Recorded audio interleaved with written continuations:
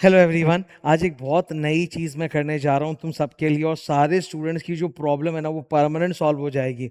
एक सबसे बड़ा डर हमें लगता है बैकलॉग से। कोई भी वजह से स्टूडेंट क्लास मिस कर देता है ना, तो क्लास अगली क्लास में जाने से पहले वो डरता है कि मैं तो पढ़ा नहीं हूँ, मिस कर दिया हूँ, क्या करूँ। और फिर वो वेट करता है कि टीचर नेक्स्ट चैप्टर कब स्टार्ट करेगा, तो तब तक के सारे क्लासेस मिस होते हैं। ये बैकलॉग की समस्या मैं परमानेंट दूर कर रहा हूँ। I have come out with daily law revision. इसमें होगा क्या, 2.5 घंटे की क्लास जो मैं रोज पढ़ा रहा हूँ उसी को मैं 10 मिनट में कैप्चर करके पूरा रिवाइज करूंगा। और मैंने यूट्यूब में इसके लिए एक प्लेलिस्ट बना दी है। This is the playlist, daily law revision, 2.5 घंटे की class in 10 minutes, clear your backlog. This the playlist. तो सपोज मान लो कि मैं 80 क्लासेस पढ़ाऊंगा, तो आज मेरी फर्स्ट क्लास हुई थी, 3 महीने तक बैच चलेगा। एक क्लास 2.5 घंटे की होती है। तो 2.5 घंटे में आज मैंने जो भी पढ़ाया, जो उसका सेंट्रल एजेंडा है, टॉपिक है, वो मैं पूरा आप लोग को कॉपी से रिवाइज कराने जा रहा हूँ। सो लेट्स स्टार्ट। ये ये है आज का agenda. 10 minute law revision class 1। आज का मेन एजेंडा था हाउ टू स्टडी लॉ। सो पूरा वो 2.5 घंटे का क्रक्स मैं आपको देने जा रहा हूँ। Let's go to copy. देखो, एक क्लास में ना, मैं ऑनेस्टली आपको बोल रहा हूँ, बहुत ज्यादा कवर नहीं होता एक क्लास के अंदर। बुक से ऑन एन एवरेज आप समझ लो 3 पेज के आसपास कवर होंगे, क्वेश्चन बैंक में 2-3 पेज कवर होंगे, पर कॉपी नोट्स में 10 पेज कवर होंगे। ये पहली क्लास थी और ये देखो इसके कॉपी नोट्स कितने बड़े हैं। 9 पेजेस के कॉपी नोट्स है। प्लीज प्लीज प्लीज मेरी तुम सबसे बहुत ज्यादा रिक्वेस्ट है, कॉपी नोट लिखो लिखो लिखो। ये कॉपी नोट्स मैं अपने प्रैक्टिस के लिए नहीं लिख रहा हूं, मैं आपके प्रैक्टिस के लिए लिख रहा हूं। It is only for you. मैं चाहूं तो बना बनाया भी दिखा सकता हूं क्लास में, पर नहीं। इन एवरी 2.5 आवर्स क्लास में तुम्हारे सामने फ्रेश लिख रहा हूं, समझा रहा हूं एकदम क्रिएटिवली, ताकि तुम भी मेरे साथ लिखो। ये कॉपी नोट्स को तुम लिखो। अगर मान लो कि तुम किसी दिन एब्सेंट हो गए तो कोई बात नहीं, जब मैं 10 मिनट रिवीजन करा रहा हूं तुम पॉज करो और लिखो, बट प्लीज प्लीज प्लीज लिखना कंपलसरी है। कॉपी नोट्स अगर मैं पीडीएफ फॉर्म में आपके साथ शेयर कर दूंगा तो वो जहर के बराबर है। वो होता ना कि सुंदर पैकेजिंग में जहर हो जाएगा। रीजन क्या है? The moment I give copy notes you will not right. Student का जो लिखने का मोटिवेशन है खत्म हो जाएगा। मुझे मोटिवेशन का मतलब खाली मीठी मीठी चीजें बोलना या होप दिखाना नहीं होता। मोटिवेशन का ये भी मतलब होता है कि एक सिस्टम ऐसा क्रिएट करो कि स्टूडेंट कर्म करे। कर्म से बड़ा मोटिवेशन कुछ नहीं है। तो कॉपी नोट्स आपको लिखने ही पड़ेंगे। There is no alternative to that. Okay, so let's start. ये मैंने जो भी आज पढ़ाया 9-10 पेजेस, ये मैं पूरा रिवाइज करा रहा हूं आपको, ठीक है। सबसे पहले मेरी पॉइंट ये थी कि whenever you are studying law, एक सारे स्टूडेंट्स का ये 5 प्रॉब्लम्स होता है। देखो ये, दीज आर द नोट्स। हमेशा ना पॉइंट बाय पॉइंट लिखोगे, जैसे दिस इज पॉइंट नंबर 1, फिर पॉइंट नंबर 2, फिर पॉइंट नंबर 3, ऐसे लिखोगे नोट्स सजा के, ठीक है। लंबी कॉपी यूज करो, स्पाइरल बाइंडिंग वाली कॉपी रहेगी तो बढ़िया रहेगी, फोल्ड कर सकते हो। And ruled copy he exam में मिलता है तो आप रूल्ड कॉपी यूज कर सकते हो, ठीक है। So every student faces the 5 problems and what is the solution to that. Number 1, I understand the class. Sir मुझे क्लास में तो सब समझ में आया, but later on I forgot it. इसका उपाय क्या है? Revise copy notes. मैं भी रिवीजन करा रहा हूँ ये 10 मिनट्स का इसी चक्कर में, और तुम भी कॉपी नोट से रिवाइज करो, पूरा रिवाइज हो जाएगा। Number 2, sir legal language difficult है, तभी तो लिख रहे हैं। Writing practice in class. Third, sir I know the answer to the question but I am unable to frame the language. That is why sir we are doing writing practice. You will do writing practice in class plus home. मैं आपके साथ selected अच्छे अच्छे question answer लिखा भी दूंगा class में। ऐसे तो थ्योरी पूरा लिखेंगे, उसके अलावा क्वेश्चन आंसर भी अच्छे अच्छे सेलेक्टेड में लिखा दूंगा, प्लस मैं होमवर्क भी दूंगा, वहां पे भी लिखो तुम और एक्स्ट्रा, तब तुमको फ्रेम करना आएगा। Number 4, sir too many sections, rules and exceptions in law, उसको कैसे करें? Yellow revision. पूरे बुक में 250 पेज की लॉ की बुक है, उसमें 20%, यानी कि आप देखोगे जगह जगह येलो येलो येलो शेड किया हुआ है, वो सबसे इंपॉर्टेंट है। वो अगर याद कर लिए तो ये समस्या जो है ना, इतने सेक्शन इतने एक्सेप्शन कैसे याद रहेंगे, हो जाएगा। Do the yellow revision. Number 5, exam के एक दिन पहले कैसे रिवाइज करेंगे? क्यूमुलेटिव रिवीजन की शक्ति, मैराथन। ये इतना सारा जो मैं आपको रिवाइज करा रहा हूं, ये पूरा एक्यूमुलेटेड रिवीजन एक साथ हम लोग करेंगे एग्जाम के पहले। नाउ, लॉ पढ़ने का तरीका, follow the BMW framework. B, basic understanding, वो क्लास में मैं कराऊंगा, मैं पढ़ा दिया लॉ, अंडरस्टैंडिंग आ गया पूरा। M, memorise. Yes yes yes, हम लोगों को कीवर्ड्स एंड सेंटेंसेस तो याद करने पड़ेंगे, वरना हम आंसर ड्राफ्टिंग नहीं कर सकते। And W, writing practice. अगर आप लर्न ही नहीं करोगे तो भाई आप लिखोगे भी नहीं, लिखना भी तो पड़ेगा ना, तो लर्न करो फिर लिखो। तो BMW, this is the step by step framework for learning law.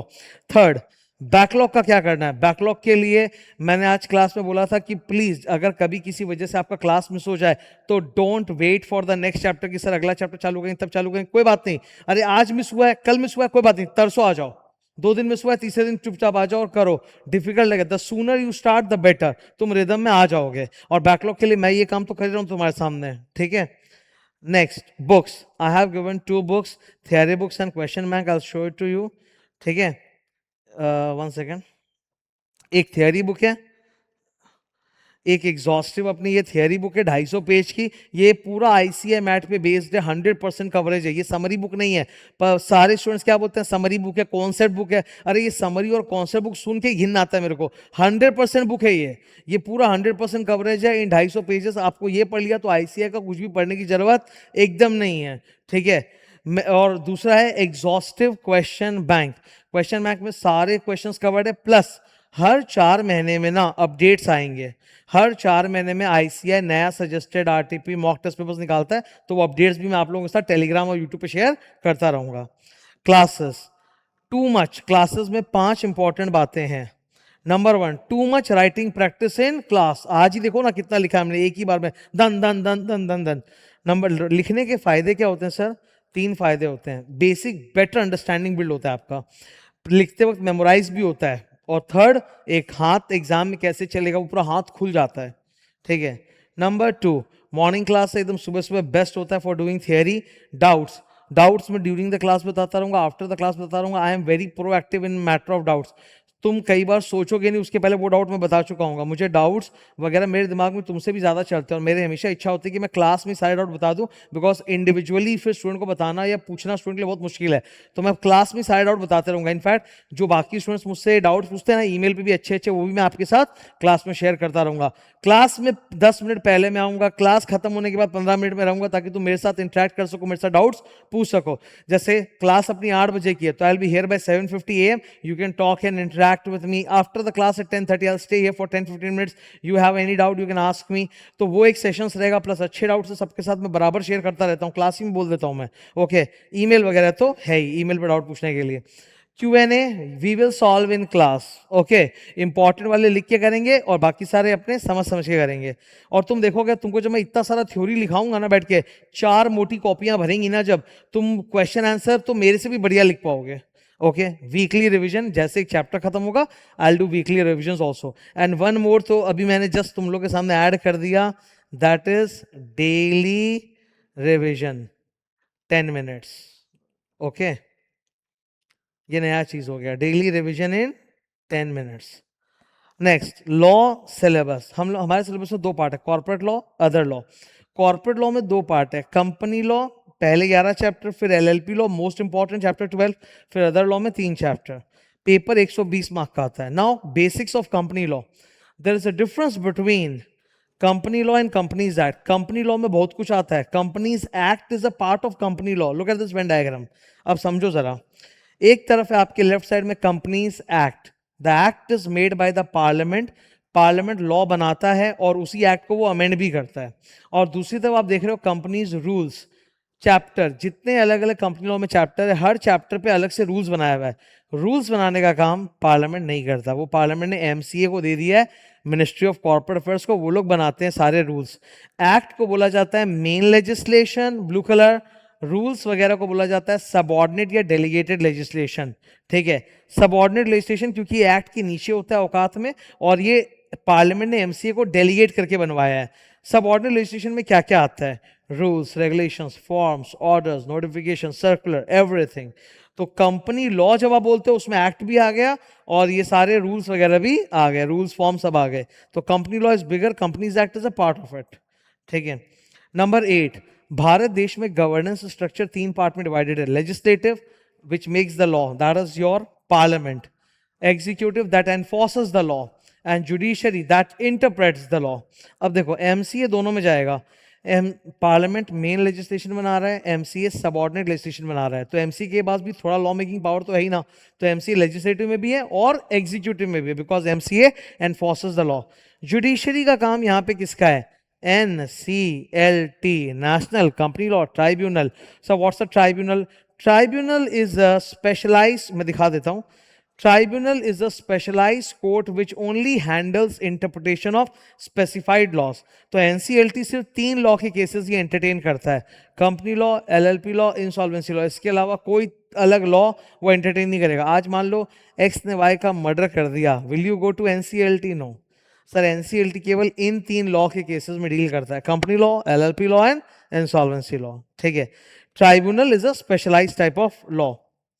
Okay, now MCA का एडमिनिस्ट्रेशन, ये हम लोगों ने एमसीए के वेबसाइट पर जाके देखा था। कहाँ देखा था सर? अब हम लोगों ने ये एमसीए के वेबसाइट से देखा था। अमेंडमेंट आ गया, सुन लो।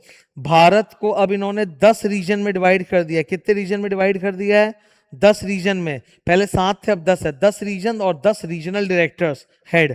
फिर आरओसी, स्टेट वाइज आरओसी और बहुत सारे स्टेट्स में बहुत आरओसी। पहले सिर्फ तमिलनाडु और महाराष्ट्र थे जिनमें 2-2 आरओसी था। अब इन्होंने कुछ 4-5 स्टेट्स बना दी जिनमें 2-2 आरओसी है। मद्रास, ये क्या नाम है, तमिलनाडु में 3-3 आरओसी हो गया, चेन्नई, कोयम्बटूर, पुडुचेरी। महाराष्ट्र में 4 आरओसीज हो गए, मुंबई 1, मुंबई 2, पुणे, नागपुर। कोलकाता तक में 2 आरओसी हो गए, कोलकाता 1, कोलकाता 2। उत्तर प्रदेश में 2 आरओसी हो गए। तो ये अमेंडमेंट हम लोगों को बहुत काम आने वाला है, आरओसी वाला, when we will do chapter number 2 memorandum के अंदर। Number 3 CRC, central registration centre Gurgaon में है। पूरे भारत में कोई भी कंपनी, कोई भी एलएलपी इनकॉर्पोरेट होता है तो वो कौन करता है? गुड़गांव में सीआरसी करता है। हम लोग अपने घर से फाइलिंग करेंगे पर बैकएंड में प्रोसेसिंग गुड़गांव में होता है। ओके, आप एग्जाम में आरओसी मत लिखना, आप एग्जाम में क्या लिखना? रजिस्ट्रार।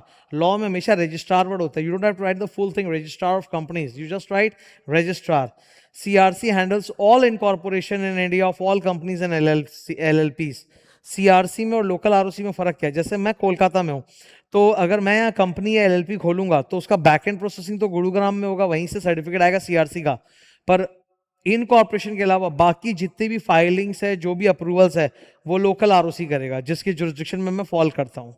ठीक है, that's the difference between CRC and local ROC. NCLT बता दिया मैंने। अब हम लोगों ने शुरू किया था सर चैप्टर नंबर 1। हम लोगों ने शुरू किया था चैप्टर 1, और चैप्टर 1 में आज पहला डेफिनेशन मैंने जो पढ़ाया वो है, चैप्टर 1 में बहुत सारे स्पेशल टाइप्स ऑफ कंपनीज है। पहला मैंने चालू किया subsidiary, section number 2 clause 87। Look at this diagram. Holding company को पेरेंट बोलते हैं। होल्डिंग का डेफिनेशन एग्जाम में नहीं आएगा, बिकॉज होल्डिंग का डेफिनेशन यही होता है, a company which has got subsidiary is called holding company, that can't come in exam. Subsidiary will come in exam, section 2 clause 87। How do you create a relationship of holding and subsidiary? ये रिश्ता बनता कैसे है sir? 2 तरीके हैं। पहला तरीका, holding company controls more than 50% voting power either directly at its own or together with its other subsidiaries। ठीक है, इलस्ट्रेशन में दिखाऊंगा नीचे। एंड नंबर 2, या फिर दूसरा तरीका, controls the composition of the board. अब समझा रहा हूं, controls the composition of board का मतलब कंट्रोल द बोर्ड नहीं, control the composition of board. इसका मतलब holding company has the right to appoint और रिमूव ऑल और मेजॉरिटी ऑफ डायरेक्टर्स। कहने का मतलब है, ये बोर्ड ऑफ डायरेक्टर्स है, इसमें कौन आएगा कौन जाएगा ये निर्णय मैं लूंगा, तो मैं इसका होल्डिंग कंपनी हूं। आई control the composition of the board. ये पावर मेरे पास कहां से आई? ये पावर मेरे पास आई है by virtue of court order. Court ने ऑर्डर किया या कोई एग्रीमेंट है, वहां से पावर आया। वरना तो सर कॉमन सेंस बोलता है, जिसके पास मोर देन 50% वोटिंग पावर वही डिसाइड करेगा कि कौन डायरेक्टर आएगा कौन नहीं। Okay, now illustrations. This is just a theoretical illustration. Let's say H1 holds more than 50% voting power of that company, and H2 by virtue of the order of the court holds the power to control the composition of BOD. So दोनों ही holding कहलाएंगे technically. एक parent company के holding के 3 subsidiary या ज्यादा भी हो सकते हैं, इनको बोलते हैं आपस में को सब्सिडियरी या सिस्टर कंपनीज। ठीक है, holding company, subsidiary company, step down subsidiary company. Holding, subsidiary and step down subsidiary. नियम याद कर लो, subsidiary of the subsidiary is my subsidiary. तो होल्डिंग कंपनी उसका सब्सिडियरी, अब सब्सिडियरी का जो सब्सिडियरी वो भी मेरा सब्सिडियरी माना जाएगा। तो एच और एस तो आपस में होल्डिंग सब्सिडियरी है ही, एस और एक्स भी है, फर्स्ट और लास्ट वाला भी है, एच और एक्स भी है। तो I can say that x limited has got 2 parent. एक पेरेंट तो अपना ये है इमीडिएटली, और एक है ये अल्टीमेट पेरेंट। एक्स लिमिटेड का इमीडिएट पेरेंट है एस लिमिटेड और अल्टीमेट पेरेंट है एच लिमिटेड, दो पेरेंट कंपनीज है। ठीक है, चेन होल्डिंग का पूरा ज्ञान, मैं चेन होल्डिंग का मास्टर डायग्राम दिखा रहा हूँ, लुक एट दिस। ये अपना होल्डिंग कंपनी है। होल्डिंग कंपनी को हमेशा लेयर 0 बोलते हैं। उससे जो सब्सिडी निकला उसको लेयर वन बोलते हैं, जो होल्डिंग से निकला वो लेयर वन है। अब लेयर वन में कितने भी हो सकते हैं, S1 S2 S3 SN कितने भी, ठीक है। फिर S1 सब्सिडीज के भी फर्दर सब्सिडीज हैं, जैसे S1 के 4 हैं, S2 के 2 हैं, S3 के, इसको बोलते हैं लेयर टू। जो लेयर वन से निकले वो लेयर टू है। मैक्सिमम 2 लेयर अलाउड है, उससे ज्यादा अलाउड नहीं है चेन होल्डिंग में। However, I'll tell you one thing. In a single layer, you can have any number of subsidiaries. ये देखो नोट्स, कितने लेयर अलाउड है, 2 लेयर। होल्डिंग को क्या मानेंगे, लेयर जीरो। 2 लेयर के अंदर कितने भी सब्सिडी हो सकते हैं, जैसे मैंने क्लास में दिखाया था ना रिलायंस का नया एनुअल रिपोर्ट आया, रिलायंस के पास 272 सब्सिडरीज है, तो वो लेयर वन लेयर टू में ही होगा। It is not 273 layers, it is in layer one and two only, ठीक है। मोस्टली लेयर वन होता है इंडिया में। अब एक्सेप्शन बता रहा हूं मैं, 6 ऐसे कंपनीज होते हैं जिन पे ये 2 लेयर का रिस्ट्रिक्शन नहीं लगता। Government company, banking company, insurance company, wholly owned subsidiary, foreign chain, systematically important NBFC. अब ये एक्सेप्शंस आपके एग्जाम में मतलब किताब में नहीं आए सीआई के, तो मैंने बस एक दो बता दिया कि गवर्नमेंट कंपनी वगैरह में 2 लेयर नहीं, उससे भी ज्यादा लेयर अलाउड है। जब मैं ये पढ़ा रहा था तभी हमारा जिक्र हुआ एक्सेप्शन को लेके। Law is full of exceptions, law is full of exceptions. Exceptions को लॉ में टेक्निकली क्या कहा जाता है, proviso. Proviso, most of the law, proviso important क्यों है, देखिए sir, most of the law is drafted based on the general scenario, common scenario. Special scenarios के लिए बना नहीं है, तो स्पेशल सिनेरियोस में आप लॉ को थोड़ा चेंज करते हो, एक्सेप्शन क्रिएट करते हो। तो स्पेशल सिनेरियोस को कैप्चर करने के लिए एक्सेप्शन डाला जाता है, जिसको हम लोग बोलते हैं proviso. Proviso always is a paragraph after the section in और in the middle of the section after the subsection. It always starts with provided that. इसका उच्चारण प्रोविजो नहीं होता, प्रोवाइजो होता है, प्रोवाइडेड प्रोवाइजो, ठीक है। Proviso is exception. अब स्टूडेंट लोग का एक डाउट आता है, sir what's the difference between proviso and provision. Provision तो सर एक जनरल वर्ड है, section, sub section, clause, form, rule, regulation, even proviso, सबको बोलते हैं लीगल प्रोविजंस, लीगल प्रोविजंस। तो प्रोविजन वर्ड का मतलब तो all types of law, section, subsection, clause, rule, even proviso is a provision, and proviso का मतलब एक्सेप्शन। तो प्रोविजन एक general word, it means all types of law.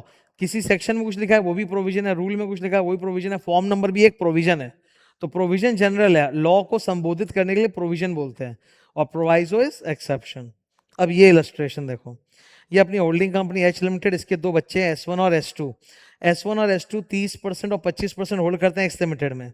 जरा शांति से सोचो आप, holding company directly x limited के अंदर कितना होल्ड कर रही है, 0%, पर इनडायरेक्टली टुगेदर विद सब्सिडी कितना होल्ड कर रही है, indirectly 30% through S1 and 25% through S2। तो जोड़ के कितना हो गया, 55%, टोटल 55%। तो यानी कि H limited becomes the parent of X limited, क्योंकि मोर देन 50% दो तरह से आता है, आइदर डायरेक्टली और टुगेदर विद अदर सब्सिडियरीज। तो टुगेदर विद अदर सब्सिडियरीज 30 + 25 55% है, तो होल्डिंग और एक्स, एच और एक्स आपस में होल्डिंग सब्सिडियरी बन गए। अब मैंने क्लास में एक मस्त बात बोली, सबको सुन लो। एच लिमिटेड को बोलेंगे layer zero, yes sir. S1 S2 को बोलेंगे लेयर वन, क्योंकि वो एच से निकला है, यस सर। S1 S2 और X, अब X लिमिटेड को मैं क्या बोलूं, लेयर वन या लेयर टू। क्या X लिमिटेड S1 का सब्सिडियरी है, नहीं। S2 का है, नहीं। तो यानी X लिमिटेड इन दोनों से नहीं निकला है, X limited is the subsidiary of H, और H से जो निकला है वो 1 है, तो लेयर 1 होगा इसका आंसर। तो X limited will be layer 1। अब इसी में एक मतलब एक मॉडिफिकेशन करके खतरनाक क्वेश्चन बना था ये वाला, लुक एट दिस। होल्डिंग है, 2 बच्चे हैं सब्सिडियरी S1 S2, और तीनों जन X के अंदर क्या क्या होल्ड करते हैं। S1 होल्ड करता है 55%, क्योंकि S1 मोर देन 50% कर रहा है, आई can say that S1 is the immediate parent company of X, it is the immediate parent company. अच्छा, H भी 10% कर रहा है, S2 भी 15 कर रहा है। अब क्या होगा सर, डायरेक्टली H कितना होल्ड कर रहा है, 10%। इनडायरेक्टली टुगेदर विद सब्सिडी कितना कर रहा है, 55 + 10 + 15 80%। तो कुल मिला के 80%, यहाँ जोड़ के 90 मत कर देना, अपना भी तो काउंट कर ही लिया ना इसने, H का 10 और दोनों S1 S2 का 55 15 70, तो 80, तो 80% है। तो I can say H limited is also the parent. Now there is a difference sir, who is the immediate parent of X limited, S1, क्योंकि मोर देन 50% डायरेक्टली है। Who is the ultimate parent of X? H. तो अब मैं x को क्या मानूं, layer 1 या 2? ये लेयर 0 है, ये लेयर 1 है, और लेयर 1 से निकला है इमीडिएट सब्सिडियरी एक्स, तो लेयर 2 है। इस बार X limited will be layer 2। ये जो लेयर 1 2 की कैलकुलेशन है ना, ये मैं एक्स्ट्रा बता रहा हूँ क्योंकि क्या पता कौन से खतरनाक एमसीक्यू में एग्जाम में आ जाए। ये किताबों में आपको मिलने वाला नहीं है। किताब में बस एक ही लिखा हुआ प्रोवाइजो होता है डेफिनेशन में, मैक्सिमम 2 लेयर्स, बस इतना। बट थोड़ा एक्स्ट्रा पढ़ना जरूरी है। ये समझो आप एआई का जमाना है, मेहनत करनी पड़ेगी। एआई के ज़माने में उल्टे पलटे एमसीक्यू आएंगे तो संभाल पाओ एग्जाम में, ठीक है ना। तो ये अपना क्लियर होता है। So that is all for today. ये पूरा आज हम लोगों ने कवर कर लिया। Okay, see in the next class. Thank you. I hope you like all this, कि ये अपना ये जो फीचर है कि प्लेलिस्ट बन रहा है पूरा, और पूरे 80 क्लास का 10-10 मिनट्स का रिवीजन है, ताकि रिवीजन भी हो जाए, खाते पीते रिवाइज करो बैठ के कभी भी, on the go revision, plus एक बैकलॉग है तो वो भी क्लियर हो जाए। Okay, thank you.